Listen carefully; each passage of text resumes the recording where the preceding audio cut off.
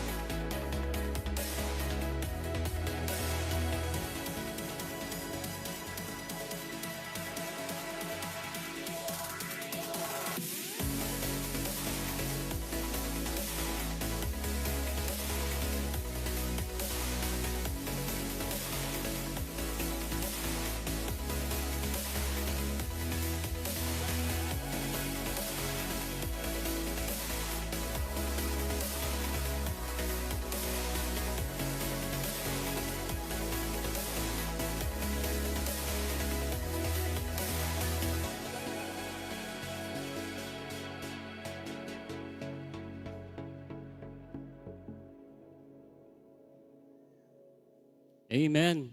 Good morning po sa bawat isa. Praise the Lord. Excited na po ba ang lahat na magpuri sa ating Panginoon? Hallelujah. Kamusta po ang gising natin? Mukhang marami po ang nasa banig. O marami pa ang nilamig dahil sa bagyong Nando. Pero sa umagang ito, patuloy po tayong magpupuri at magpapasalamat sa ating Panginoon. Amen? Sabi ng Lamentation 3:23, the steadfast love of the Lord never ceases.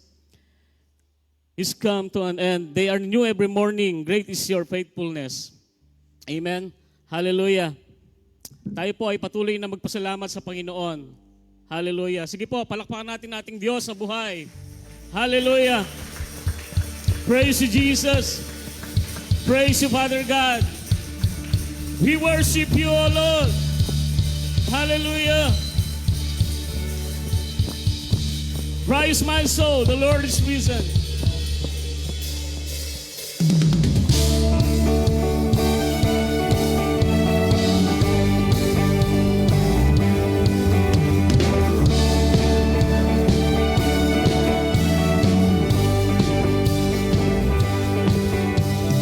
Rise my soul, the Lord is risen. Come behold the empty grave.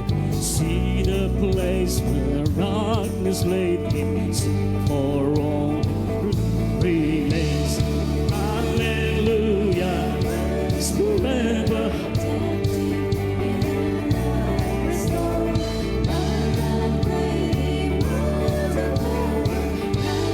Risen, arise my soul.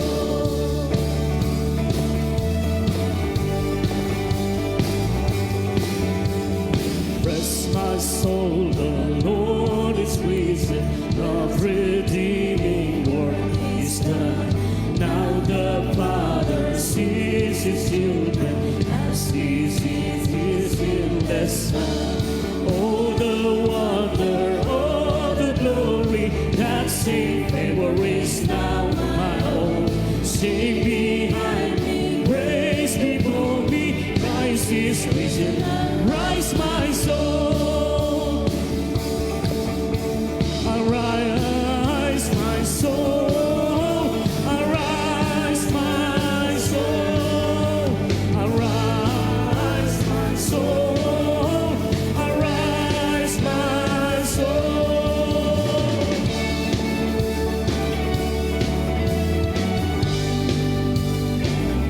Peace my soul, peace my soul, the Lord is risen. Come and have the Lord renew. All these trials, grief and pleading, thirst will turn to glory soon.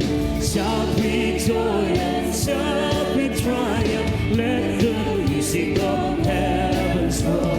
Let the boast of death be silent. Christ is risen up, rise my soul.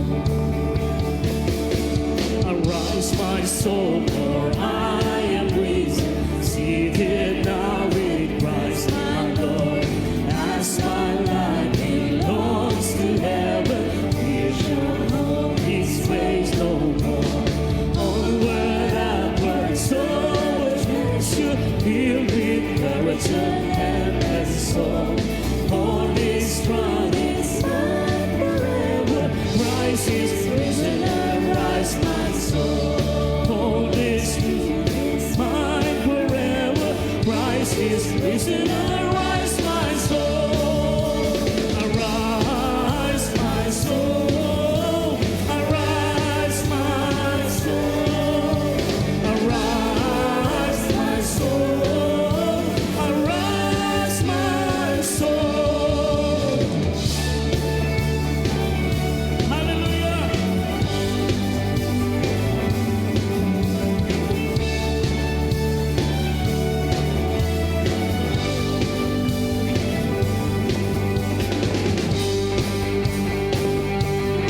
Give thanks to the Lord, for he is good, his love endures forever.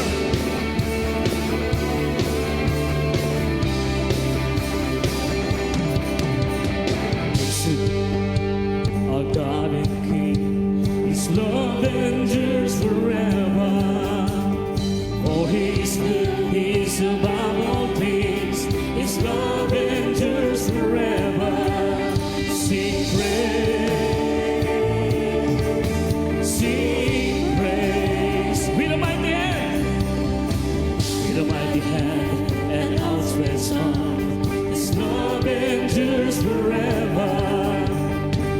a life that's been reborn. His love endures forever. Sing praise, sing praise, sing praise, sing praise, sing praise. Forever God is faithful, forever God is strong, forever God is with us, forever and ever. Forever God is faithful, forever God is strong, forever God is with us, forever and ever, forever.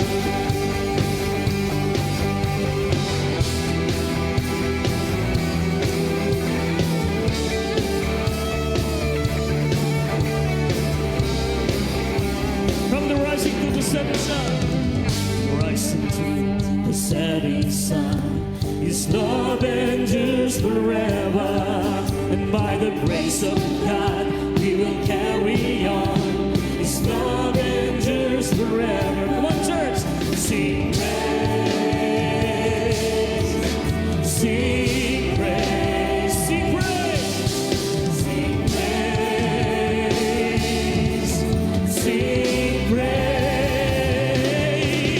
Forever God is faithful, forever God is strong, forever God is with us, forever and ever. Forever God is faithful, forever God is strong, forever God is with us, forever and ever, forever.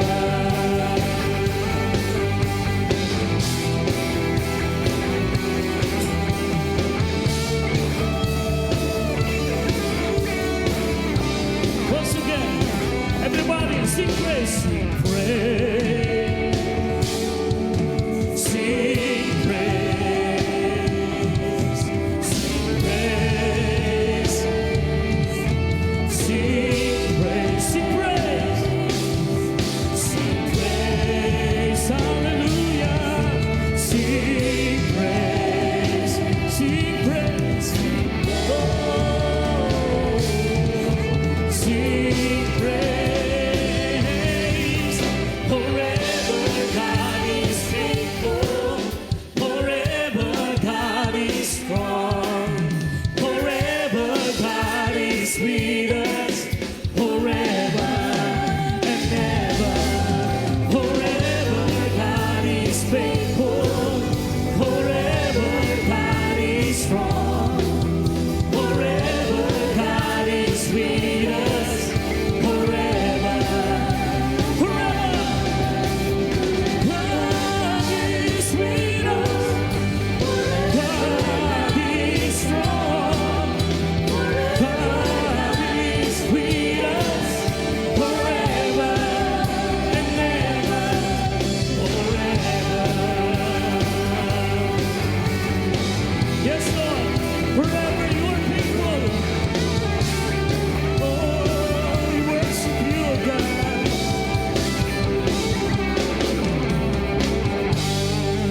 Hallelujah.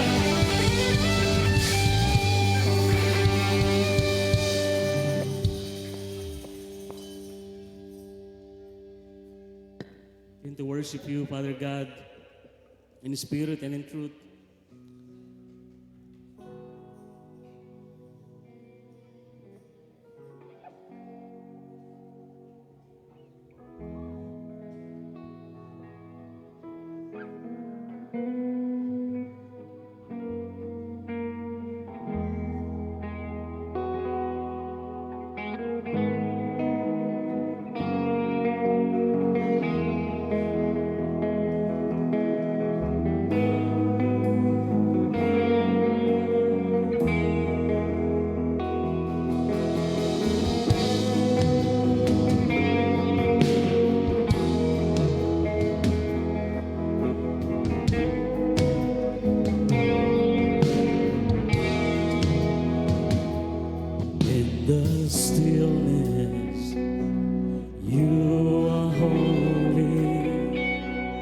Every heart proclaims your name, King of heaven, King eternal, forevermore. You reign. No other name, no other throne. Our hope is found in you alone. God alone, be lifted higher. God alone, our one desire. Every nation, every tongue, we worship you, the Holy One. Worship you, oh God. You are holy.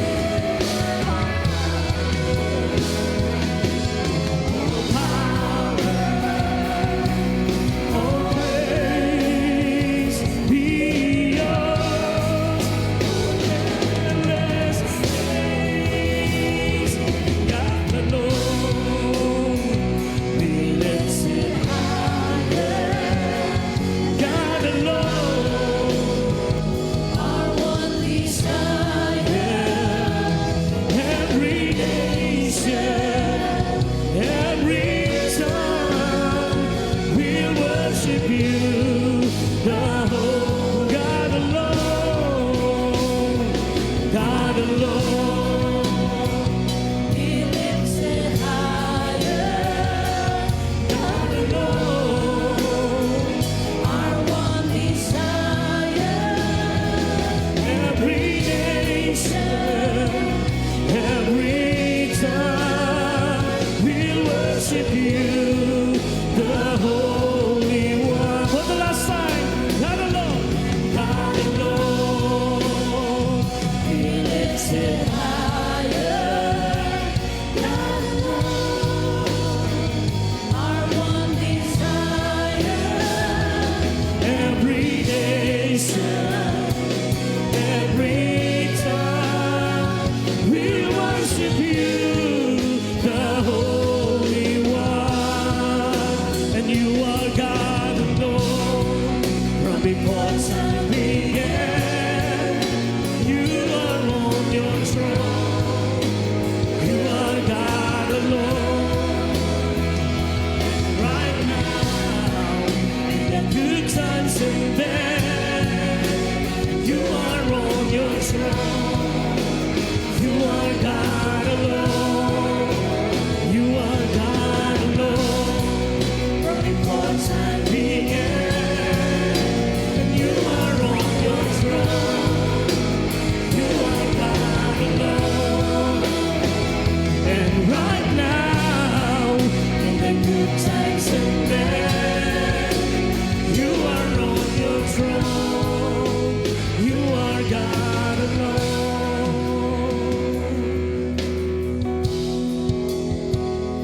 And unchangeable,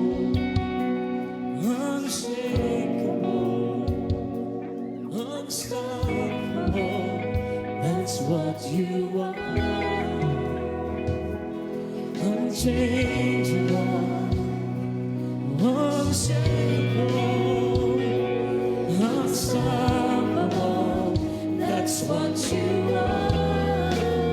Sing with us, church. Unchangeable, unshakable, unstoppable, and that's what you are. Yes, Jesus, unchangeable. You are unchangeable. You are unshakable, unstoppable.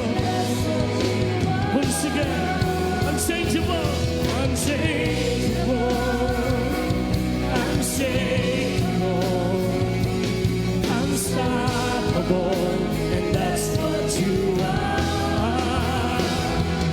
Unchangeable, unshakable, oh, unstoppable, and that's what you are. And you are God alone from before time began, and you are on your throne. You are God alone. And right now, in the good times and bad, you are on your throne. You are God alone. You are God alone. From before time began, you are on the throne. You are God alone. And right now, in the good times and bad, you are on the throne. You are God alone.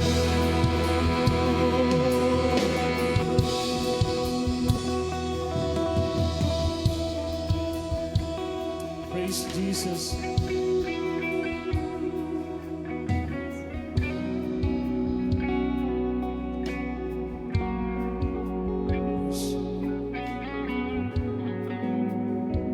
Worship the living God.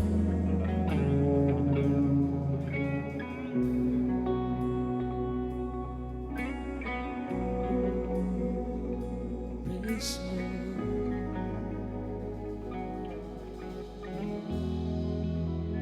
God alone. Praise you, Father God.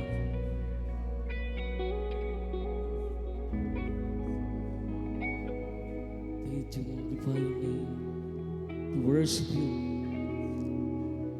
exalt your name, be lifted high. To the name above all name, Jesus. Thank you, Lord, for your presence.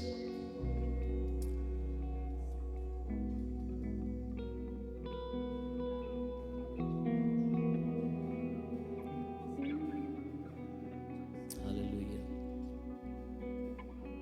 Thank you, Father God. Thank you, Jesus. All glory and honor is to you, Jesus, to you alone. Hallelujah. We praise you. We honor you. All praises.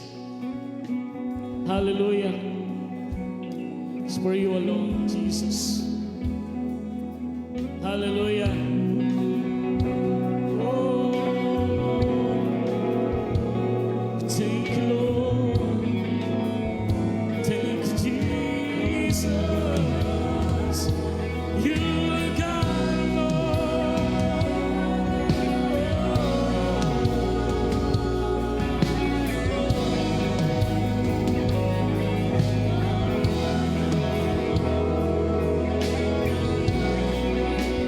thank you, Holy Spirit.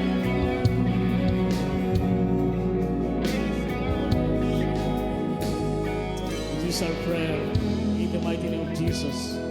Amen.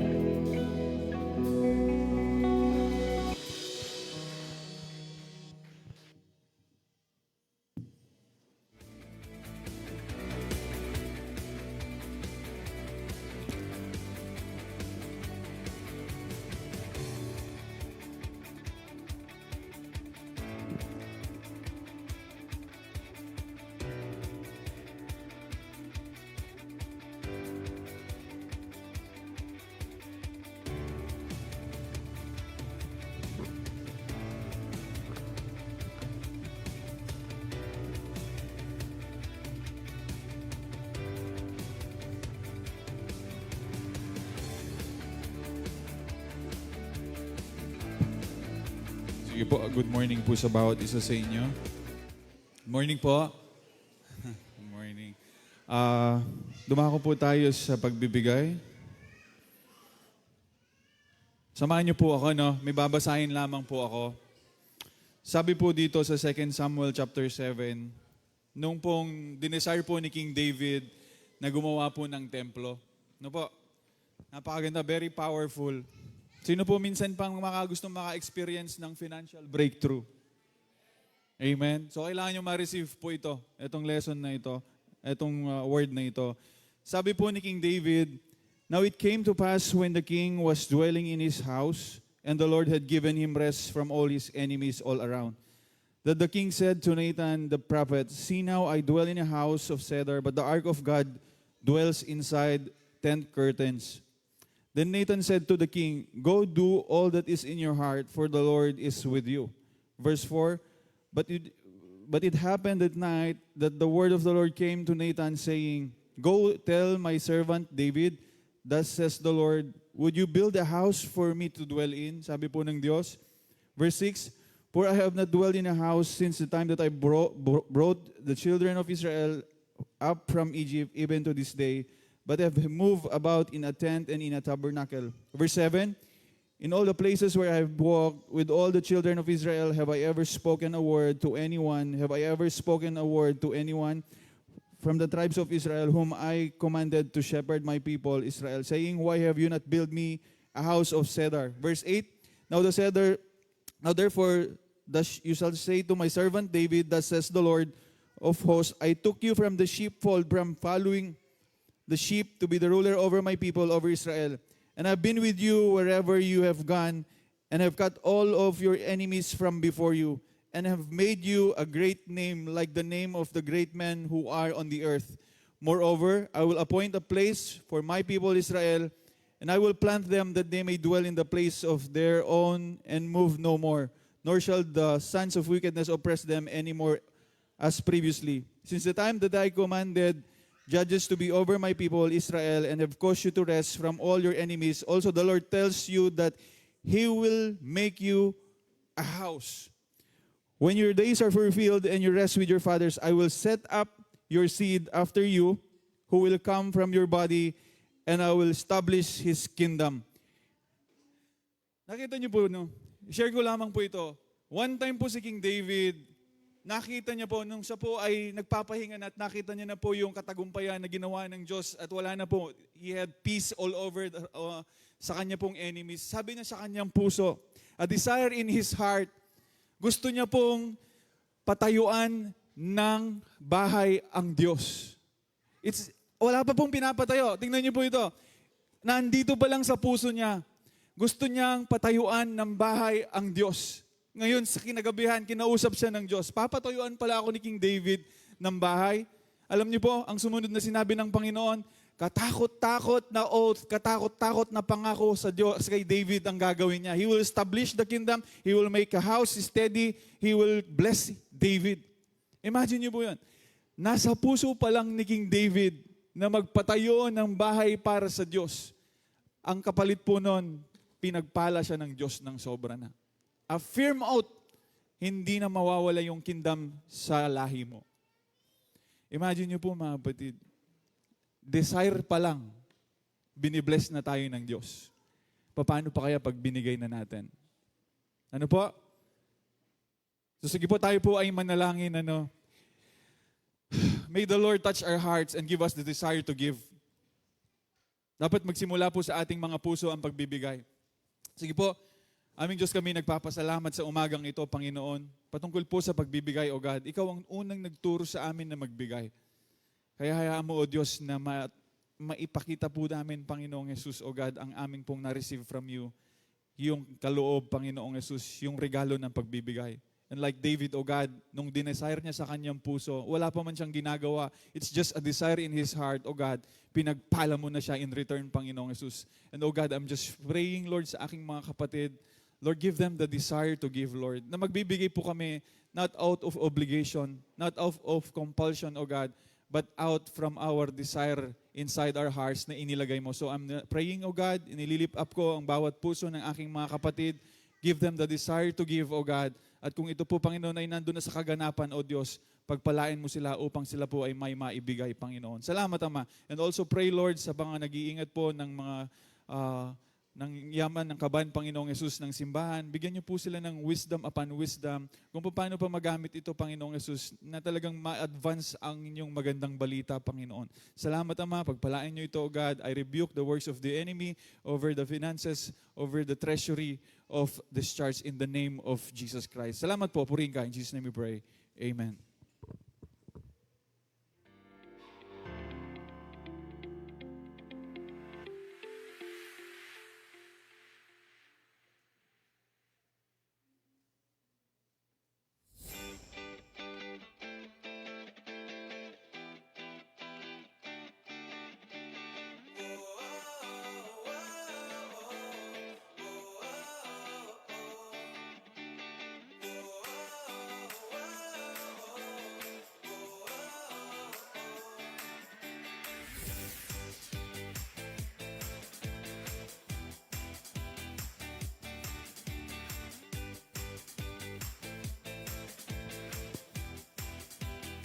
Good morning, church. And also, we would like to greet a good morning and welcome first time to Mariel Anave. Kung maari pong tumayo, So, salamat po sa Panginoon and welcome to Christ-Centered Life City Church. And before we pray for her, listen to God's Word. We are now on question number 38 sa ating pong New City Catechism. So ito po again is a set of beliefs as taught by the Scripture in a Q&A form. So meron po itong 52 questions. That's why every Sunday po natin itong babasahin at sasagutin. There are 3 parts before I proceed. No? So for questions 1 to 20, it's about God, creation, fall, and law. Questions 21 to 35, it's about Christ, redemption, and grace. And now, nasa part 3 na po tayo, the last part. in terms of growing. So spirit, restoration, growing in grace. Ang tanong po ay ano ang panalangin? Ayon po sa salita ng Panginoon, ang panalangin ay pagbubuhos ng ating mga puso sa Diyos sa pamamagitan ng pagpupuri, paghiling, pagpapahayag ng kasalanan at pasasalamat sa Kanya. Ito po ay ayon sa Salmo 62 verse 9. Now let us all stretch our hands and pray for Mariel.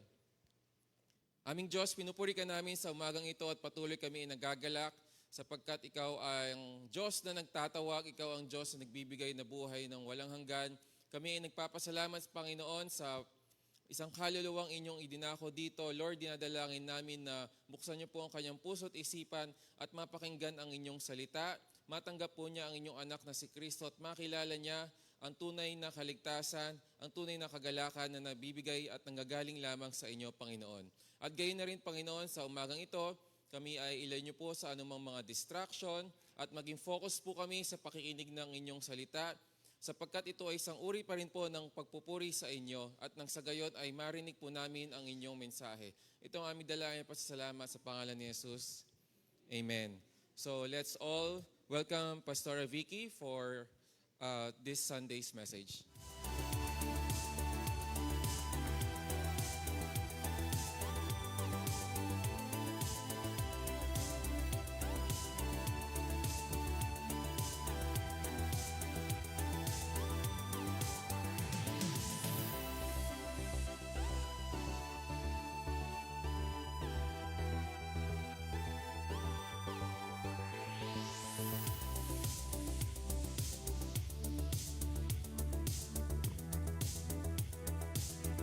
Magandang umaga po sa bawat isa.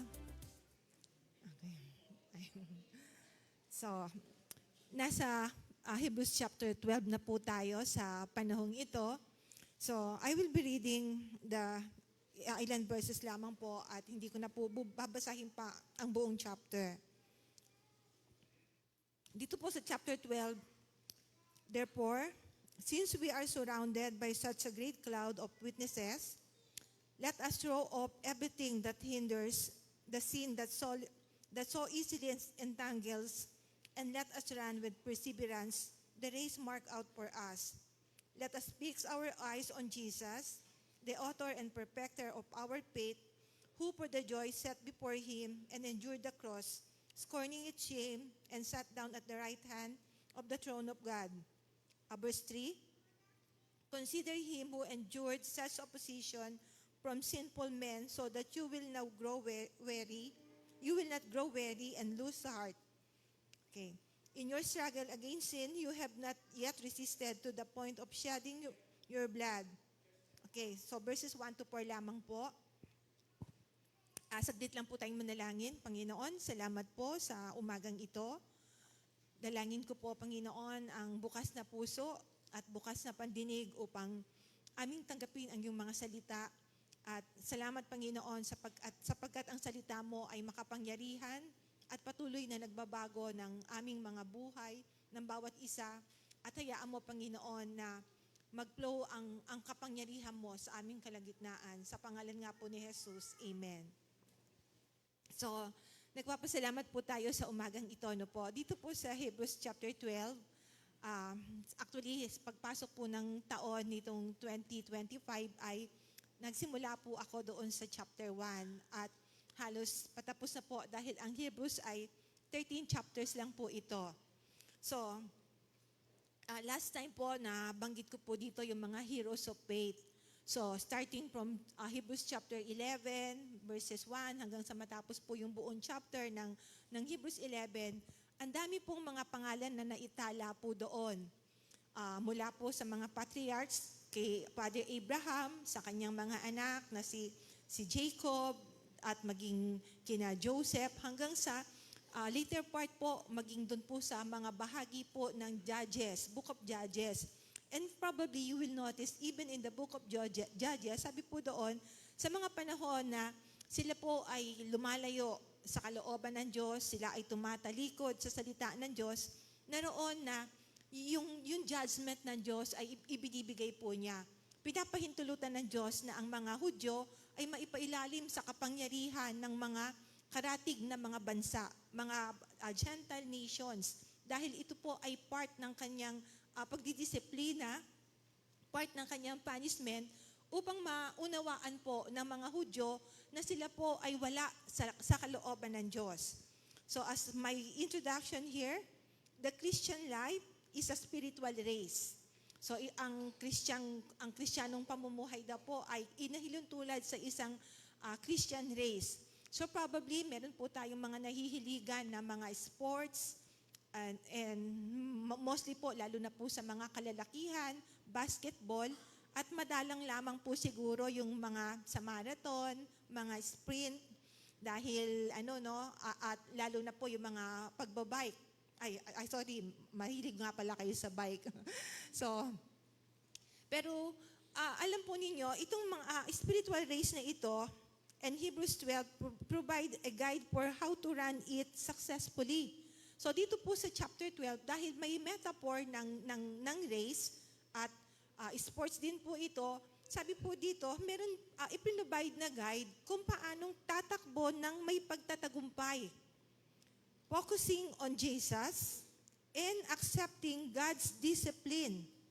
Following a long list of faithful people in Hebrews chapter 11, chapter 12 begins by declaring that believers are surrounded by this great cloud of witnesses who run their races. Now, he uses their example to encourage his contemporary readers who were facing persecution and were tempted to give up. So, sa pasimula noon ay nabanggit po natin na yung mga yung mga nagbabasa or audience po ng Book of Hebrews, dahil sila po ay natitempt na magbalik na lang doon sa kanilang dating pananampalataya, kung kaya't ang dami pong mga encouragement na naitala po mula po sa aklat ng Hebrews upang bigyan ng encouragement ang kanyang mga readers upang sila po ay manatili sa kanilang pananampalataya, upang sila ay manatili sa salita ng Diyos at wag po silang magbalik doon sa kanilang mga kinagisnan na pananampalataya, sa unang pananampalataya po nila. So dito ay pinakita yung napakaraming mga, sabi nga po dito, clouds of witnesses, na kung saan ang mga taong ito ay nagpamalas ng kanilang strong firm and strong faith sa ating Panginoon. Sabi po yung mga last time nga po, doon sa Book of Judges, di ho ba? Makaraniwan po doon, ang dami po nilang mga kahinaan. Ang dami po nilang mga yung parang pagbagsak sa kanilang mga pananampalataya, pero sa kabila po ng mga kahinaan na yon, maaari pa rin silang gamitin ng Panginoon. And the same with us. Alam ko po na tayo po may mga panahon na dumarating na nanghihina tayo, may mga panahon na natitempt tayo, may mga panahon na pinanghihinaan po tayo ng loob, pero sabi po doon, patuloy lang po tayo sa ating paglilingkod. So the let us of Hebrews chapter 12. So I will proceed to my point number 1. Ito nga po yung tinatawag na the contest. Meron nga po ditong yung sinabi ngang race na sinasabi.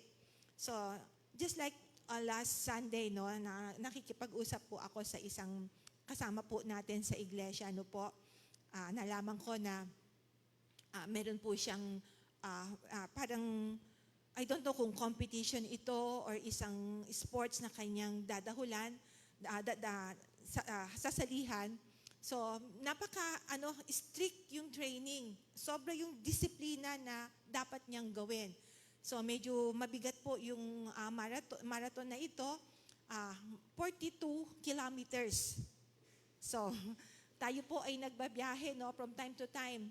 Dito po sa NLEX hanggang I think sa Balintawak, kundi ako nagkakamali, mga parang 52 or hanggang 53 kilometers po yun, kundi po ako nagkakamali.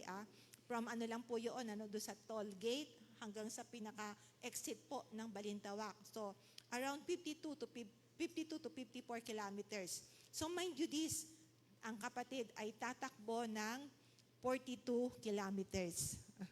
So medyo napaka kinakailangan ng strong discipline kasi hindi po biro yung tumakbo ka ng 42 kilometers. So sino po yung mga tumatakbo dito? Taas nga ang kamay. Ay, okay. Okay. So ilang kilometers po yung mga takbuhin na ginagawa po ninyo? So nabuhayan kayo ng siguro ang iba ay I don't know, may mga 2 kilometers, 3, 5 na tama. Meron po ba doon? Ilan po? Pwede kung mag-cite kayo ng ilang kilometers po yung mga tinatakbo ninyo? 10? 10. So medyo mahaba-haba na po yung 10 kilometers. Kasi po, ang 10 kilometers po, from downtown to Angeles is 16 po yun. So from downtown ay hindi na po makakarating po ng Angeles City, no? Ayun po yung medyo mga naiintindihan ko sa mga kilometers. So probably, from downtown and hanggang lalagpas siguro ng Sindalan, at hindi na aabot pa ng Angeles. Pero, sabi ko nga po kanina, yung yung 42 kilometers, probably dito po sa exit ng ng SM and Lex hanggang hindi ko na po I don't know kung darating ka ng Santa Rita. So sino po yung mga mahuhusay sa mga si Pastor Jem? 42 kilometers from exit to 42. Bago mag-Santa Rita. Okay.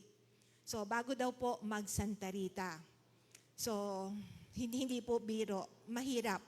Pero, mind you this, sabi po dito, itong contest na ito, unang-una, surrounded by a great cloud of witnesses. Ang dami pong nagmamasid.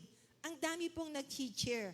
Ang dami pong mga nanonood at nag-cheer, just like yung sabi ko nga sa Hebrews chapter 11, ito po yung mga mananagumpay na maraming pinagdaanan dahil sa pananampalataya nila, napagtagumpayan po nila yung mga race na nakaatang po sa kanila. So tayo po, katulad din po ng contest na ito, sa race na ito, at marami po yung mga cloud na ito, great cloud of witnesses. And then sa number 2 po, run the race with perseverance.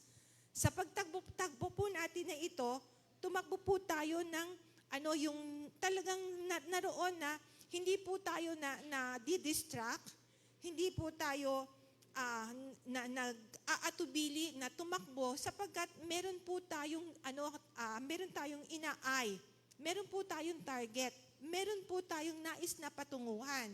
Dito po sa Philippians chapter 3 verse 14, sabi po dito ni Apostle Paul, I press on toward the goal to win the prize for which God has called me. So nagpe-press po siya, nagpupursige po siya. At minsan ay nasabi niya na sa kanyang takbuhin na ito, hindi yung parang yung parang sumusuntok sa hangin na hindi niya alam kung saan direction siya pupunta, kundi alam niya, tiyak siya, at alam niya kung saan ang kanyang patutunguhan. And even sa 2 Timothy chapter 4 verses 7 to 8, actually si Apostle Paul pa rin po ito, ina-address po niya ito kay Timothy, anak niya sa pananampalataya. Sabi po niya dito, I have fought the good fight. I have finished the race. I have kept the faith. Now, there is in the store for me the crown of righteousness, which the Lord, the righteous judge, will award to me on the day, and not only to me, but also to all who have longed for His appearing. So meron daw pong naghihintay na award sa atin. Meron po tayong reward na tatanggapin mula sa ating Diyos. At hindi lamang po ito para sa Kanya, kundi para sa lahat na naghihintay sa muling pagbabalik ng ating Panginoon. Excited po ba tayo sa muling pagdating ng ating Panginoon sa Kanyang appearing, sa rapture, no po? I-desire po natin na tayong lahat ay madadagit. Tayo po ay makakasama sa rapture at hindi po tayo yung mga maiiwanan dito At hindi naman din po tayo yung magpapatatak ng 666, ano? Dahil yung mga maiiwan, alam ko po, magiging mahirap para sa kanila. Sobrang struggle dahil alam naman natin na sabi po sa Biblia na hindi po sila makakabili ng kanilang mga pangangailangan at hindi rin sila kung mga businessman sila, hindi rin sila pwedeng magbenta not unless na meron po silang yung tatak po. Kaya ipanalangin natin at i-desire po natin na tayo po ay makakasama po doon sa pagdating ng ating Panginoon. So, again sa 2 Timothy chapter 4 verse 7 to 8. So, si Apostle Paul ay nakipaglaban po sa kanyang pananampalataya. At alam naman po natin na si Apostle Paul ay isang napakatalinong tao, napakasidhi sa kanyang pananampalataya. At bago po siya naging mananampalataya, alam po natin yung kanyang background, di ho ba? Dahil siya isang Judaism mula sa mga Pariseo, ganun po ka-strict yung kanilang pagsunod sa batas. Kaya nung panahon na sinusundan po niya yung mga mananampalataya at pinipersecute niya to the point na talagang pinapapatay po niya ito, at ang katotohanan, siya po yung nagkaroon ng go signal kay Stephen upang ito po ay patayin.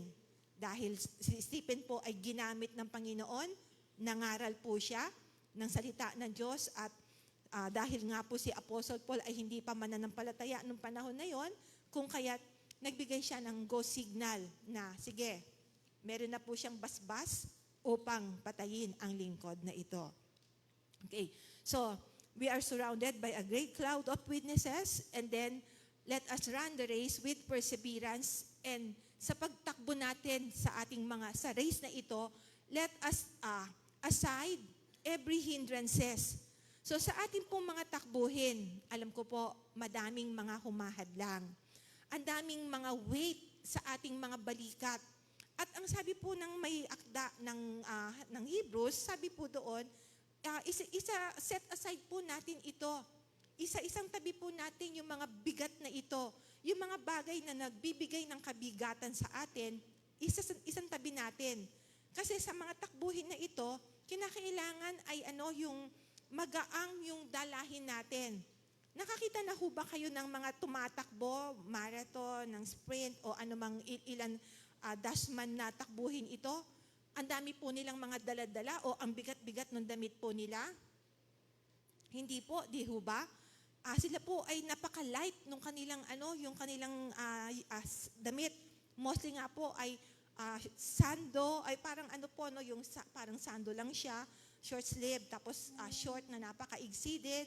So hindi tayo nakakakita ng mga tumatakbo na ang bigat-bigat ng mga dalahin nila. At mainam din po maging sa mga pag-alis-alis natin, sabi nga, kapag mag-travel, sabi nga, travel light. Ibig sabihin, iwasan yung pagdadala ng sobrang daming mga dalahin. Pero hindi natin maiwasan, lalo na po sa mga kababaihan, dahil ang dami nilang mga OTD, iba yung pang Monday, tapos Tuesday, Wednesday, Thursday, Friday. Kaya yung maleta, nakakita na kayo ng maleta na sobrang laki. Na ganun po kasi. Pero sabi po dito, let us aside every hindrances. Yung mga weight na nagbibigay ng kabigatan sa atin, isi-set aside po natin ng lahat ng ito. Tatanggalin natin ang lahat ng ito. Ano po yung mga weight na ito? Things that burden believers and slow them down spiritually. So ito po palang mga weight na ito, nagbibigay ng bigat, ng burden sa mga mananampalataya and make them slow. So they become spiritually slow down. So spiritually speaking, sila po ay nagiging mabagal. Or spiritually, ay nawawala yung paningin nila sa ating Panginoon. Nawawala yung focus nila sa ating Panginoon. So, last Sunday, na-mention po ni Pastor Jem, yung isang babae na ang tingin ay nasa paligid, At nagpaalam na siya, di ba? Sabi, yung sa illustration ni Pastor, sabi niya, ang babae ay nagpaalam na dun sa kanyang pastor, nalilipat na lang siya sapagkat hindi niya na kinakaya yung mga tao sa paligid niya. At alam po ninyo, anong pinagawa? Di ho ba? Pinagdala siya ng isang parang cup, tapos punong-puno ng tubig, at sabi ng pastor, sige, umikot ka sa paligid. See to it na walang matatapon na mga na tubig sa hawak mong cup. And mind you this, kapag tayo po ay nakapokus sa Panginoon, kapag ang paningin natin ay nakatuon lamang sa Panginoon at hindi sa ating katabi, at hindi sa ating kapwa, at hindi kanino paman, alam ko po na matatapos natin yung race na ibinigay ng Diyos sa atin. So, amen. So, kahit na natutulog ang katabi natin, kahit na napakasarap ng tulog nila, don't mind them. I-mind natin yung our own business. Ang business natin ay mag-spiritually grow tayo. Lumago tayo sa Panginoon. Pero kung kinakailangan na tapikin sa balikat upang paalalahanan, upang i-remind ang mga kapatid na tayo ay magpatuloy, okay lang po. Sapagkat alam ko po na meron din tayong pananagutan sa ating mga kapatiran. Okay, so things that burden believers and slow them down spiritually. So minsan pumapasok ang pride, minsan ang unforgiveness, and then worldly desires. Yung naalala niyo po yung yung sa parable nung naghasik ng seed. Di ho ba? Doon sa binhi, doon sa word of God, walang problema. Kasi ang word of God ay pure.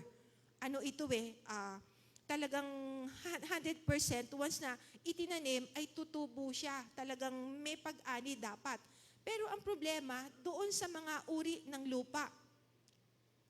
Sa umpisa, parang sasabihin natin doon sa mga parable na yon, tinanggap naman nila ang salita ng Diyos At sa umpisa, tuwang-tuwa sila Punong-puno sila ng kagalakan. Pero dahil iba-iba yung mga lugar na kung saan naroon sila, nasa tabing batuhan, yung iba ay nasa dawagan, tapos sa matinik na lugar. At sabi po doon, yung iba dahil sa yung design nila para sa mundong ito, ay naagaw po yung kanilang pananampalataya. Mas hinangad po nila na maging mayaman sila sa mundo. Mas hinangad po nila yung mga bagay na nagbibigay ng satisfaction sa buhay nila at na-neglect po nila ang salita ng Diyos. At ang salita ng Diyos ay inagaw po ito. Inagaw po nung masama. So, again, sa ating pong paglilingkod sa Panginoon, alam ko madaming mga kaagaw. Hindi naman po masama na magplano. Hindi naman po masarap na meron tayong mga naisin na ma-accomplish sa buhay natin, marating tayo sa buhay natin. Hindi po masama ang lahat ng yaan. Pero isang bagay po, di ho ba? Huwag po mawawala yung ating pag-ibig sa Panginoon. And even in Revelation, di ho ba? Sabi po doon, you have lost your first love. Yan po ang nakakalungkot. Dahil po sa mga bagay na kinagiliwan ng mga tao, kinagiliwan ng mga tumanggap ng salita ng Diyos at nawalan ng lugar, nawalan ng puwang ang salita ng Diyos sa kanilang buhay, sa puso po nila, at naibaling doon sa mga bagay na nasa sanlibutan. Sabi po ng Matthew chapter 6, di ho ba? Yung mga bagay na ito po yung hinahanap ng mga wala sa Panginoon. Ito yung mga bagay na pinagsisikapan po nila. Pero kapag ikaw ay talagang naghahangad na pagharian ka ng Diyos, sabi po doon, unahin natin ang Diyos. Kapag inuna natin ang Diyos sa ating buhay, yung mga hinahangad ng mga hentil, yung mga hinahangad ng mga unbelievers o yung wala sa Panginoon, idadagdag ng Diyos sa inyo ito. Bonus na lang ito ng Diyos. Ang mainam, di ho ba? Sabi nga I think sa Psalms yun, ang aga-agang gumigising, gabing-gabing natutulog. Pero kapag ikaw ay nasa Panginoon, alam po ninyo, sabi nga po doon sa Matthew chapter 6, di ho ba? Yung mga hinahangad, yung talagang ang mundo ay talagang nagsisikap at talagang nagpapakamatay sila para makamtan lang ang mga bagay na iyon, bonus lang ng Lord ito sa atin. Amen. Sa mga nanay po na mahilig tumawad sa palengke, walang gusto, wala na bang tawad. So, alam po ninyo, mainam po na sa mga susunod na pagkakataon ay parang tignan naman din natin yung kalagayan ng mga taong yon na nagtitinda. So siguro sa susunod ay hindi natin kailangan tumawad kasi bonus ang ibibigay ng Diyos sa atin eh. Yung hindi natin pinaghihirapan ay talagang ibibigay na lang ng Diyos sa atin. Pero dapat balikan natin yung Matthew chapter 6. Unahin natin ang Diyos. Pero kung di natin inuuna ang Diyos, magiging katulad po tayo ng mga wala sa Panginoon. So, lay aside the easily ensnaring sin.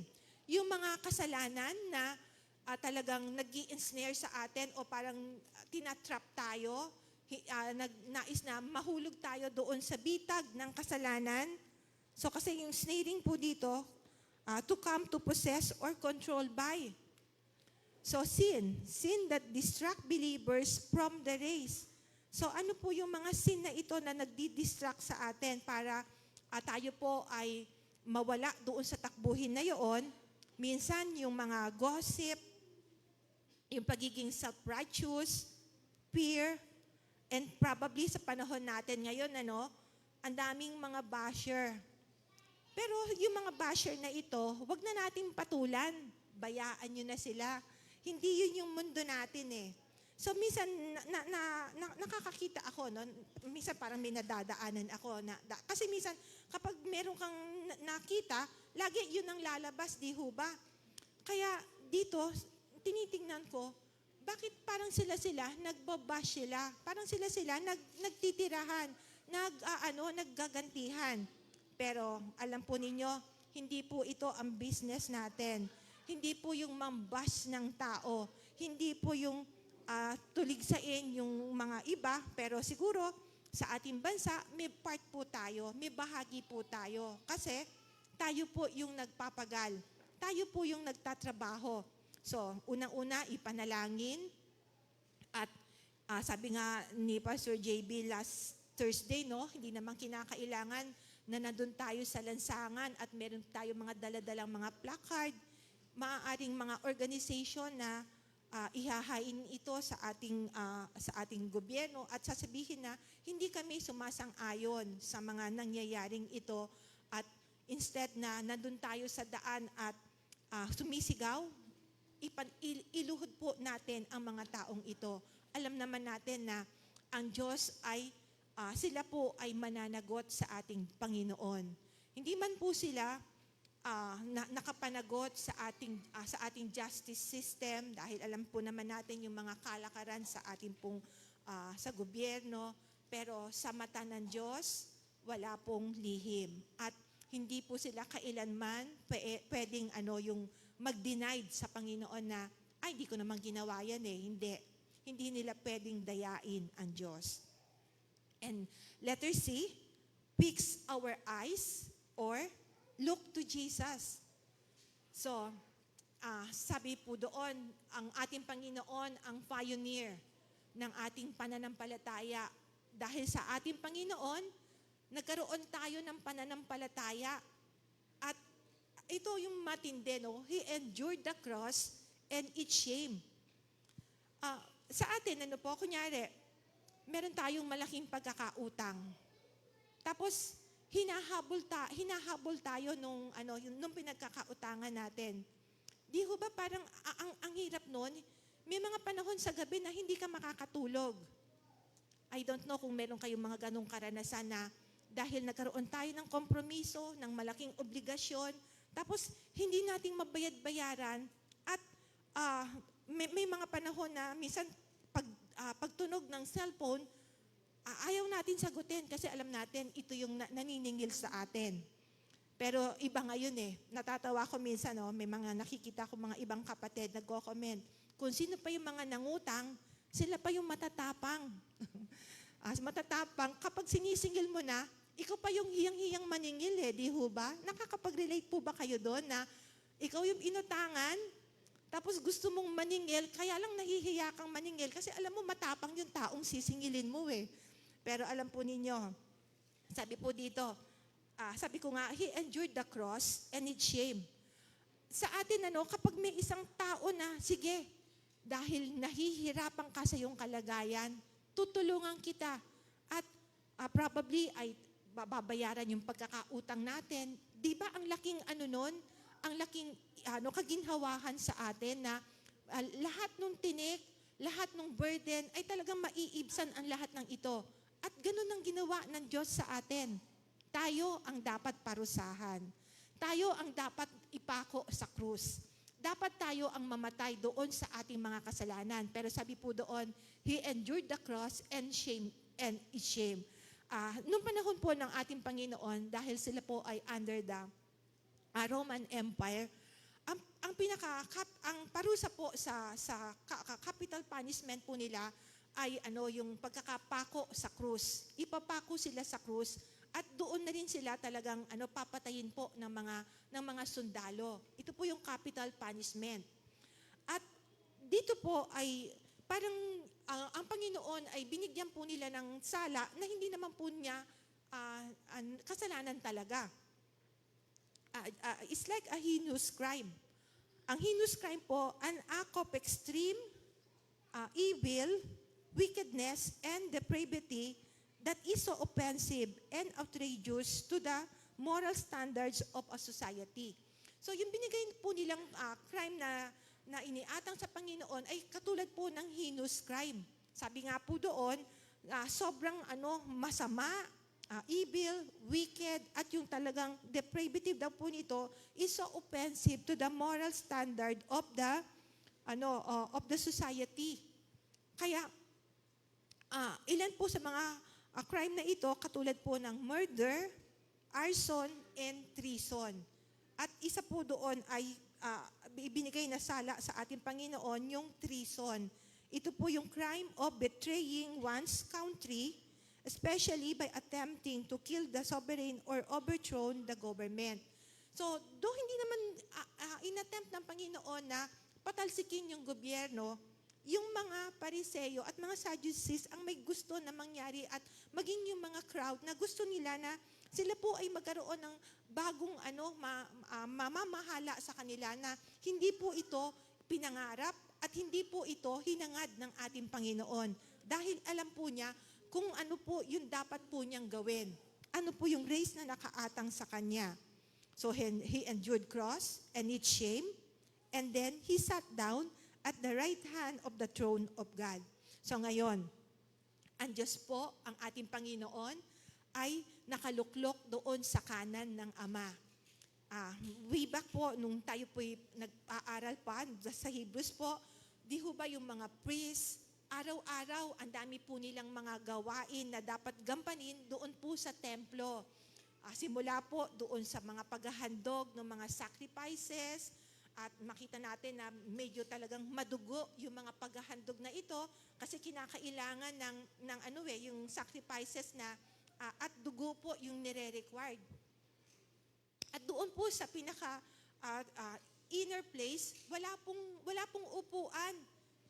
Meaning to say, hindi po natatapos kasi yung kanilang trabaho. Hindi po natatapos yung trabaho nila ng paghahandog. Pero nung dumating ang ating Panginoon, sabi po sa mga talatang nabanggit po doon sa Hebrews chapter 12, after na siya po ay namatay, nabuhay na muli after 3 days, siya po ay tumungo sa kalangitan at naupo doon sa kanan ng trono ng Ama. Dahil tapos na po yung mga paghahandog na ginagawa, inialay na ng ating Panginoon ang kanyang buhay para sa katubusan ng ating mga kasalanan. So he endured the cross and its shame, and he sat down at the right hand of the throne of God. And I will proceed to the chastening. Sa Hebrews chapter 12, verses 5 to 13, itong chastening na ito po ay disciplining and correcting. Or yung iba ay mai-relate po natin sa punishment. So, let us embrace God's loving discipline. Sa buhay natin, mayroong mga pagdidisiplina na ginagawa ang Diyos. Kung tayo po ay nag-undergo ng discipline, ng pagkokorek ng Diyos sa ating mga buhay, hindi po naman nangangahulugan doon sa lahat na nag-undergo po ng discipline, ng punishment, ng correction, ay nagkasala po sila. Si Job hindi po siya nagkasala. Kasi sabi po doon, of all the people doon po sa kanyang lugar, at I don't know kung may is ba doon, basta sinabi po doon, siya ay matuwid sa harapan ng Diyos. Siya ay naglingkod ng buong puso niya sa ating Diyos at walang makitang kasamaan sa Kanya, walang makitang yung karumihan sa Kanya. Sapagkat totoo yung mga paglilingkod na Kanyang ginagawa. So, embracing God's loving discipline. So, alam po ninyo, yung mga dinidisiplina, yung mga kinokorek ng Ama, ang unang-una po dito, dahil siya ay ating Ama. Our Heavenly Father, one who discipline us, and the believers undergo discipline as sons and daughters. At doon din po sa chapter 12, nasabi po doon, yung mga hindi anak, hindi naman po sila didisiplinahin eh. Tayo po may mga pamilya tayo. Meron po tayong mga anak. Yung anak po ba ng inyong kapitbahay, didisiplinahin nyo? Papaluin nyo? Iko-correct nyo? So, probably ay hindi po, hindi natin gagawin kasi hindi naman natin anak. At maaaring balikan po tayo ng mga magulang kung sila po ay meron po mga magulang na tinotolerate yung hindi maayos na gawa ng mga anak, So, probably ay i-condemn nila tayo. Anong karapatan mo na i-correct ang aking anak? So, wala po tayong karapatan na i-correct kung hindi natin mga anak na ito. In the same manner po, yung relationship, dahil siya ang ating Ama at tayo ay kanyang mga anak. So, dinidisiplina ng Diyos ang kanyang mga anak. At nabanggit po din doon dahil metaphor din po nung Ama sa lupa na ang Ama ay dinidisiplina ang anak dahil meron pong purpose.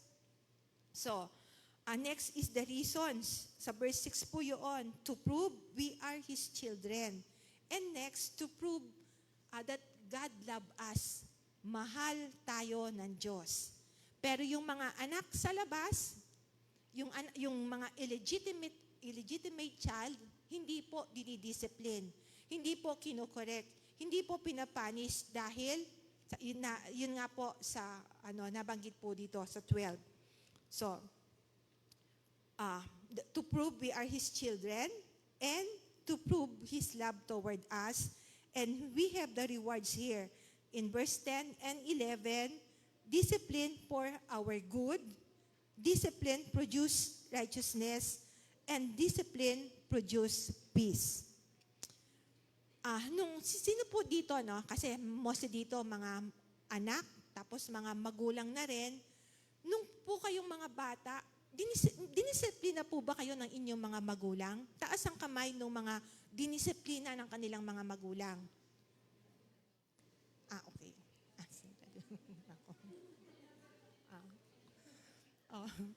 So, na-disiplina, Salamat po dahil may mga magulang na mahal kayo. Kasi kung ang mga magulang nyo ay mga konsentidor, hindi po kayo didisiplinahin. Pababayaan lang yung ginagawa ninyo. Kaya siguro yung mga bumili ng kanyang napakagandang payong, hindi na disiplina ng magulang yun,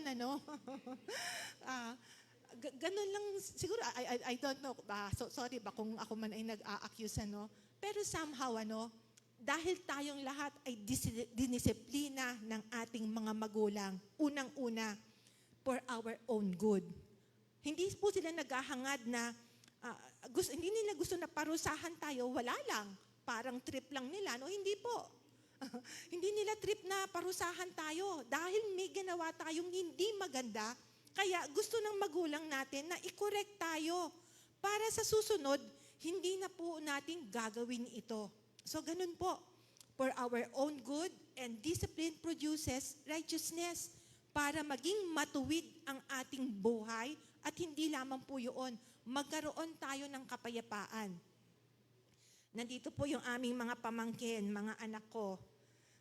Kasi halos karamihan po ay dumaan po sa correction, sa discipline ni pastor. Hindi po yon. Hindi po pinapalagpas ni pastor yung mga bagay na once na nalaman po niya, hindi pwedeng palalagpasin.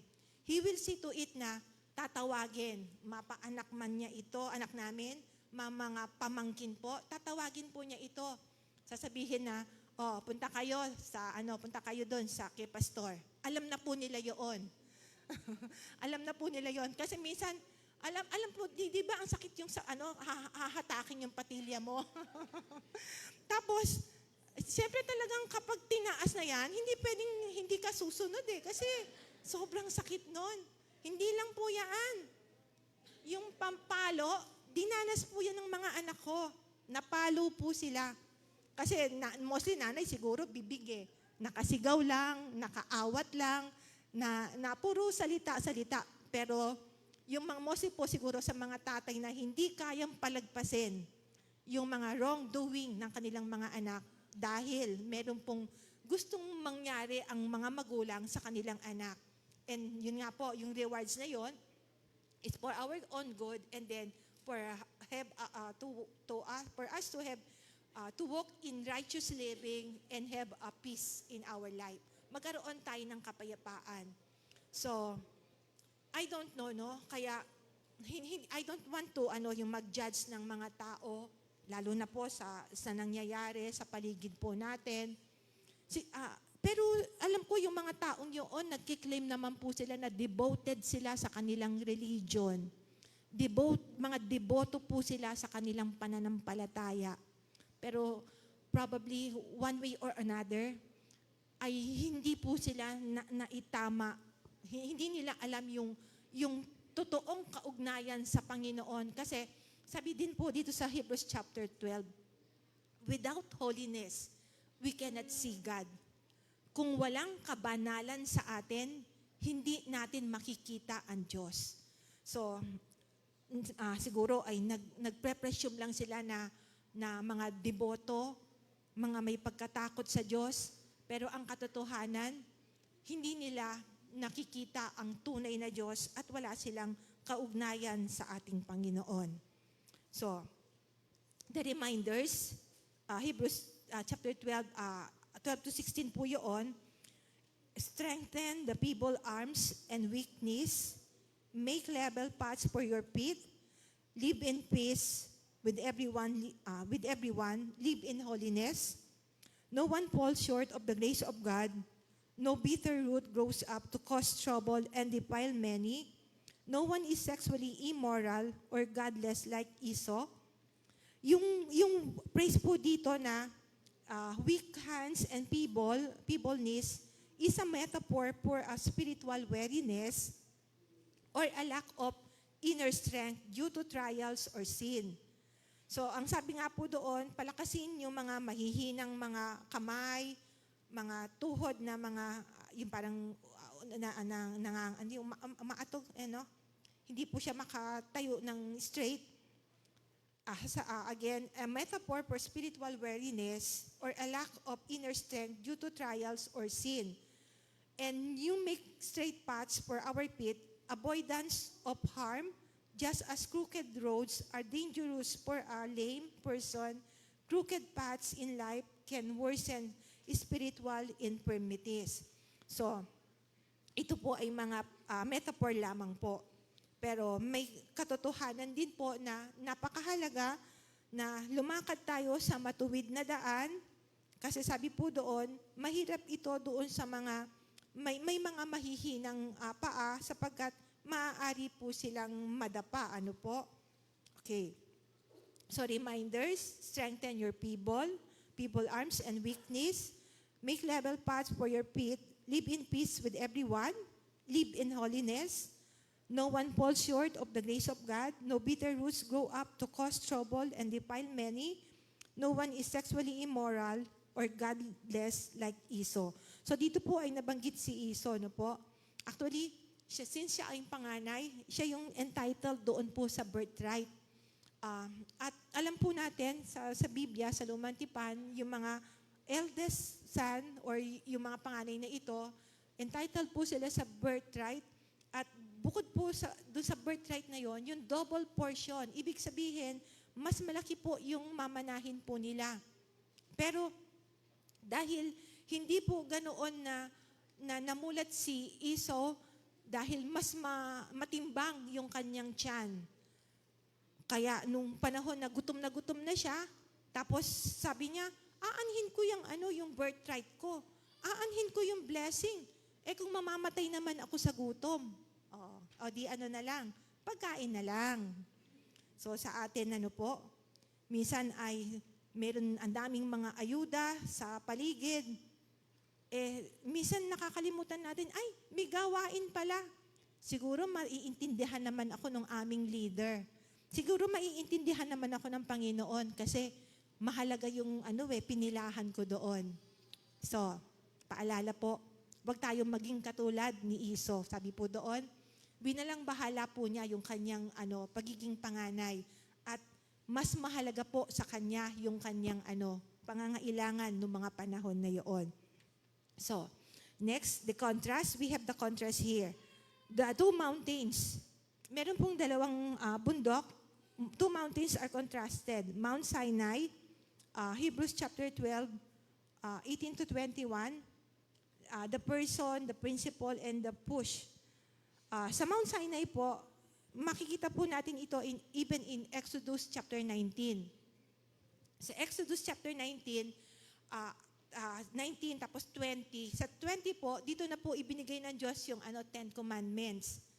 At sa pagbibigay ng Diyos ng 10 commandments na ito, and even doon sa Exodus chapter 19, nung binibigay po ito, yung mga tao po ay hindi pinahintulutan na makatungo po doon sa Mount Sinai. Doon lang po sila sa paanan. Tignan ko po sandali. Chapter 12, 18 to 21.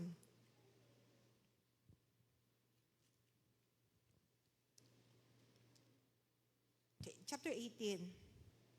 You have not come to a mountain that can be touched and that is burning with fire, to darkness, gloom, and storm,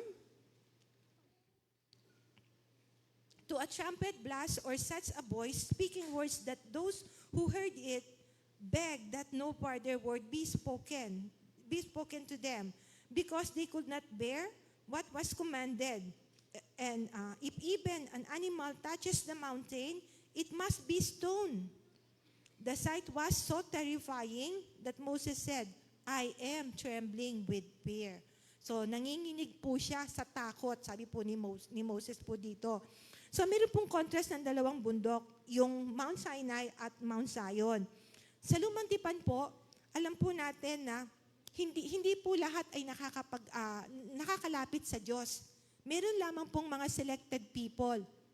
Just like Moses, Aaron, yung mga high priest, sila lang po yung pinapahintulutan tumungo po doon sa Holy of Holies. At dito po sa pagkakataong ito, doon po sa pagbibigay ng 10 Commandments, tanging si Moses and Aaron po yung maaaring maka-approach ng malapitan sa Diyos. At dito po sa binasa ko po, yung 18 to 21, meron pong parang boundary na inilagay na hanggang dyan lang kayo. Hindi pwede kayong mag-cross dito. Once na nag-cross kayo o nahipo nyo yung lugar na yon, kinakailangan na patayin daw. Stone to death and even the animals.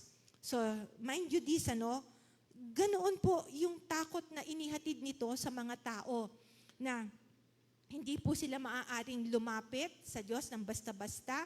At alam po natin, noong mga panahon na yon, and even the mga priests, bago po sila mag-approach, they see to it na talagang malinis sila.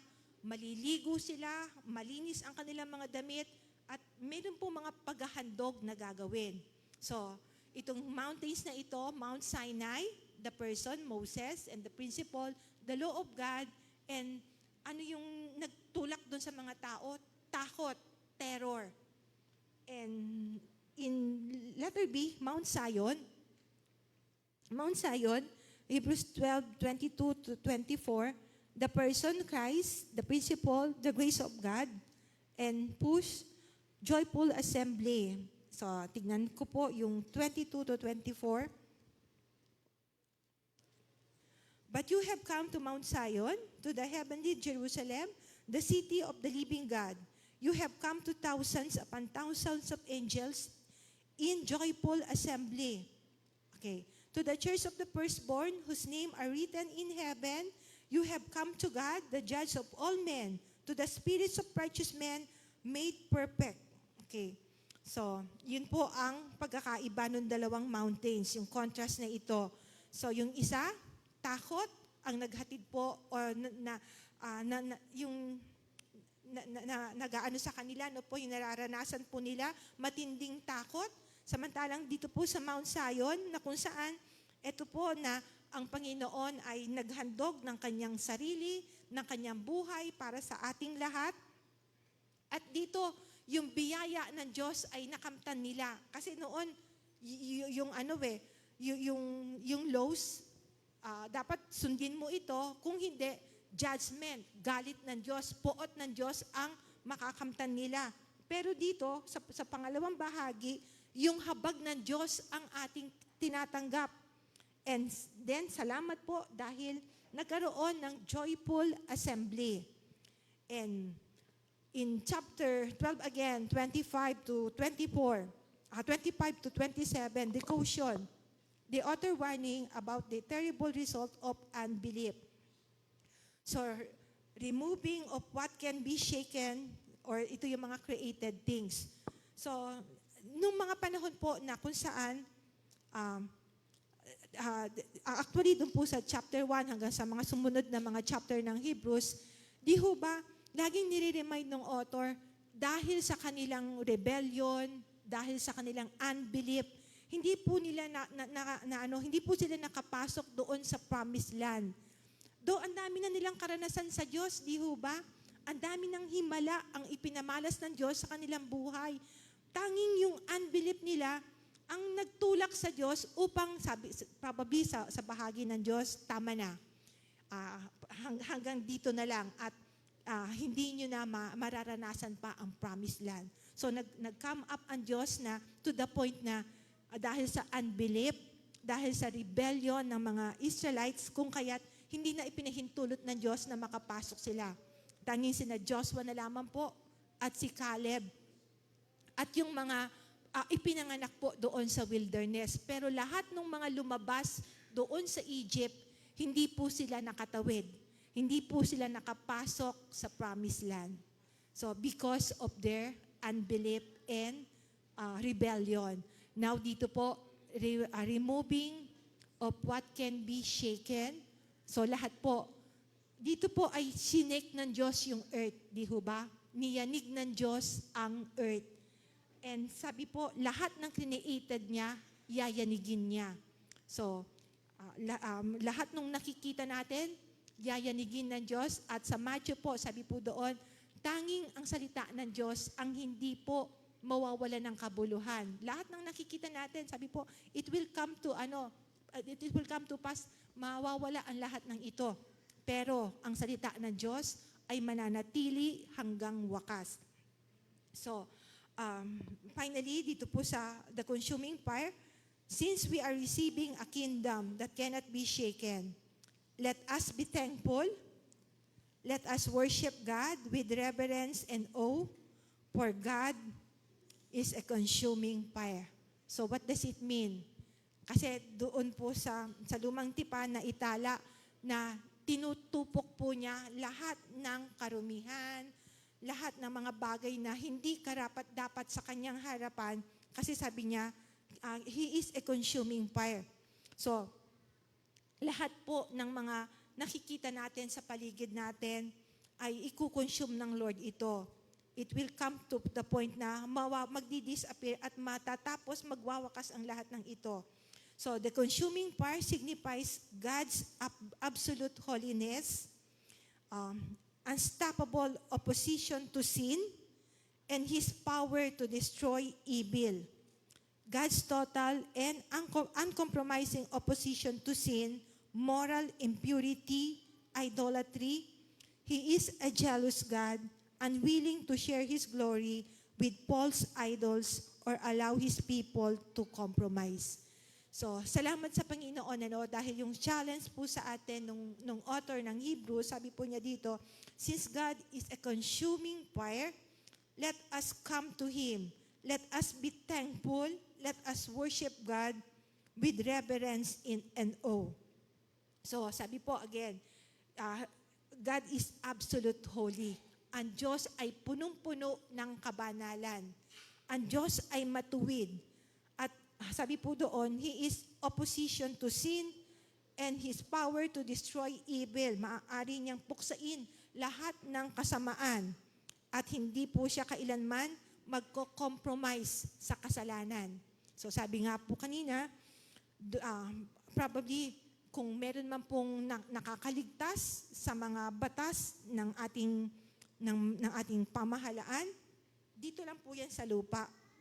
Pero sa Diyos, lahat ay mananagot.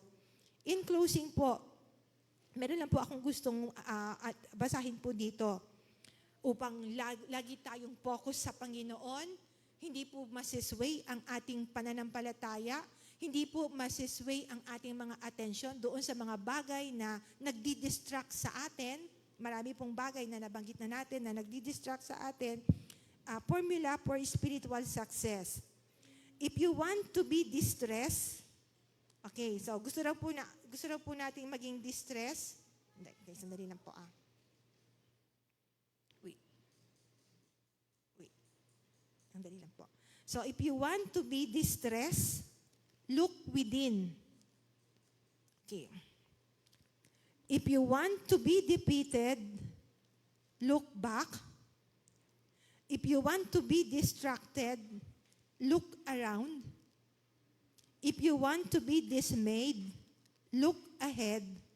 If you want to be delivered, look up. So, ulitin ko lang po na para medyo maano natin, if you want to be distracted, distressed, look within. If you want to be defeated, gusto natin maging talunan tayo, look back. If you want to be distracted, gusto natin ma-distract tayo ng mga nakapaligid. So siguro minsan nadidistract tayo ng mga, lalo na tinamaan ng baha, hindi naambunan ng mga biyaya. Pero okay lang dahil sabi nga, hindi kayang palagpasin ng Diyos ang lahat ng katiwalian.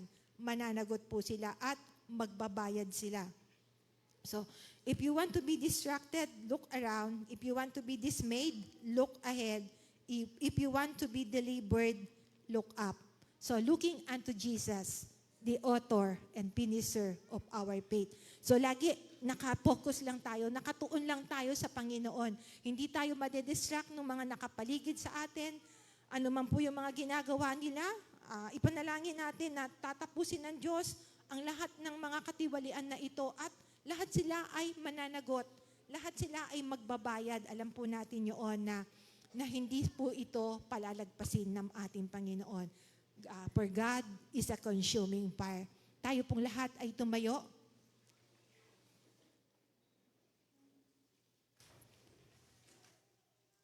Hallelujah. Thank you, Lord. Thank you, Lord. Dakilang Diyos, sa umagang ito, nagpapasalamat po kami dahil napakabuti niyo po sa amin. Lord, sa kabila, Panginoon, marahil na merong kaming mga tinatanggap na pagdidisiplina, mga pagkokorek mo sa aming mga buhay. Salamat, dakilang Diyos, sapagkat ito'y mga katotohanan lamang that we belong to you. You are our Father, and we are your children. We are your sons and daughters, and we belong to our God. Panginoon, alam po namin yung mga bagay na ito ay panandalian lamang. It will not last long dahil gusto mo na kami ay mabuhay sa katwiran, mabuhay sa kapayapaan, at mabuhay, Panginoon, ng mabuti. Lord, nagpapasalamat po kami sa lahat ng ito. At Maraming salamat, Panginoon, sapagkat concern ka sa mga anak mo. Minamahal niyo po ang bawat isa at nais niyo, Panginoon, na maranasan ka namin, Panginoon, ng malapit, maranasan ka namin ng may katotohanan, at nais mo, Panginoon, na magkaroon ng transformation sa aming mga buhay. Dalangin po namin, O Diyos, na baguhin niyo po ng lubusan ang aming buhay. At salamat, Panginoon, sapagkat mahal mo po ang bawat isa. Lord, amin po dinadalangin ang mga nagaganap sa aming paligid, ang mga katiwalaan ng mga nanunungkulan sa aming pamahalaan, sa aming bansa. Lord, alam namin na ang lahat ng ito ay may katapusan. At salamat, Panginoon, dahil nananaga naman po sila sa mga panahong ito. Subalit hindi po ito sa habang panahon dahil sisinglin po sila ng kanilang konsensya, sisinglin sila, Panginoon, ng aming batas. At ikaw po mismo, Panginoon, ang maniningil sa lahat ng ito. Kaya, Panginoon, winawakasan po namin lahat ng gawa ng kaaway sa aming bansa. Hinahadlangan po namin ang lahat ng gawa sa kadiliman at panapanalangin namin, Panginoon, na ihahayag mo po ito sa liwanag. Unti-unti, Panginoon, ini-expose po ang lahat ng katiwalian sa aming pamahalaan. Kaya, Panginoon, ipinagpapasalamat po namin ito at dinadalangin po namin na panagutin po sila ng aming gobyerno, panagutin po sila ng aming bansa at bayaran po nila ang lahat ng kanilang mga ninakaw, Panginoon. Bayaran po nila ang lahat ng ito. Lord, even yung nagbabadyang bagyo, salamat, Panginoon, sapagkat binigyan niyo po kami ng magandang panahon at dinadalangin po namin sa buong linggong ito. Bigyan niyo po kami ng magandang panahon at hinahalangan na po namin ang malakas na bagyong ito na hindi na po ito makakapimansala pa sa aming bansa, kundi iiwas mo po ito sa bansang ito. Amin pong dinadalangin ang bawat isa, ang mga ama ng tahanan, ang mga ina ng tahanan, lahat-lahat po ng mga kapatid na kasama po namin dito, and even yung mga kapatid na engaged sa kanilang mga trabaho, negosyo, mga nag-aaral. Salamat po sa bawat isa. Pagpalain niyo po ang inyong mga anak. Hinihiling po namin, Panginoon, na subaybayan niyo po sila. Samahan niyo po ang bawat isa. Ang iyong presensya ang lagi ang magbibigay ng proteksyon sa bawat anak mo. Panginoon, amin po silang itinatagubilin sa inyo sa buong linggong ito.